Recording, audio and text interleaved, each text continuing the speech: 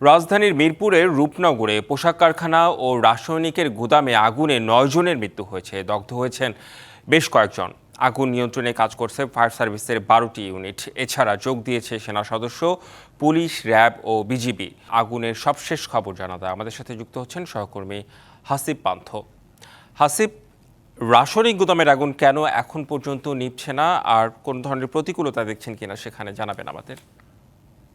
ধন্যবাদ রেদন। আমি এই মুহূর্তে অবস্থান করছি ঠিক আজ যেখান থেকে আমার সহকর্মীরা সারা দিনব্যাপী কিন্তু এই ঘটনাটি জানিয়েছিল, অর্থাৎ মিরপুরে।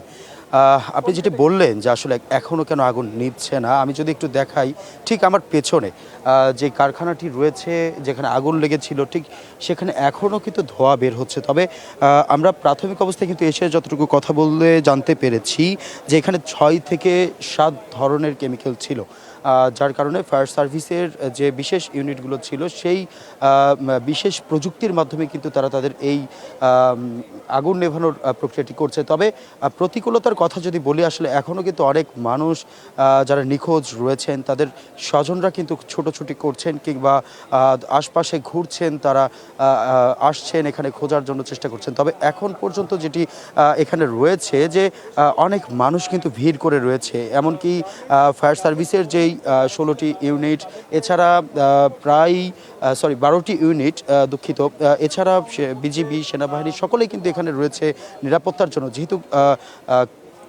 কারখানাটি যেহেতু ছিল কেমিক্যালের এবং দাহ্য পদার্থ ছিল, সেহেতু কিন্তু এখন পর্যন্ত আসলে অনেকের যারা আমরা সর্বশেষ যেটি জানতে পেরেছি ১৬ জনের মরদেহর যে বিষয়টি, তবে আরও বাড়তে পারে কিনা সে বিষয়ে কিন্তু এখন আমরা পরিস্থিতি এখন পর্যন্ত জানতে পারি না।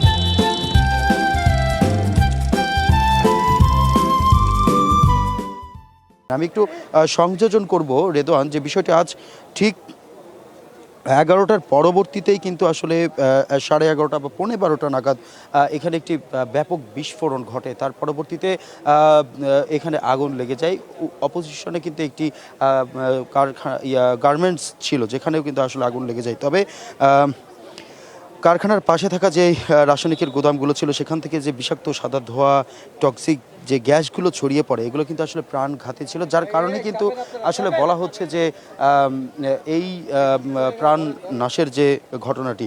তবে ফায়ার সার্ভিস যেটি জানিয়েছে রেদওয়ান, আগুন খুব দ্রুত ডেভেলপ স্টেজ বা তৃতীয় ধাপে পৌঁছে যায়, যার ফলে কিন্তু যারা এখানে ছিল তারা অনেকেই সংজ্ঞাহীন হয়ে পড়ে এবং এক পর্যায়ে যে কারখানাগুলো এখানে ছিল সেই কারখানাগুলোরও কিন্তু আসলে অগ্নি নির্বাপক যে সনদ, সেই সনদটি কিন্তু ছিল না। সর্বশেষ এমন অবস্থায় কিন্তু জানাছিলাম, কিছুক্ষণ আগে জামাতের ইসলামের আমির সাহেব এসেছিলেন, তিনিও কিন্তু আসলে বলে গিয়েছেন যে নিহতের প্রত্যেকটি পরিবারকে ১ লক্ষ টাকা করে দিবেন। এছাড়াও এই মুহূর্তে কিন্তু এসেছেন র্যাবের, দুঃখিত, ফায়ার সার্ভিসের একজন ঊর্ধ্বতর কর্মকর্তা। আমরা সরাসরি কথা বলবো এবং তিনি আসলে কি জানান সে বিষয়ে। জি, আপনার কাছ থেকে পরবর্তীতে এই বিষয়ে আরও তথ্য আমরা জেনে নিতে চাই হাসিব পান্থ। ধন্যবাদ আপনাকে।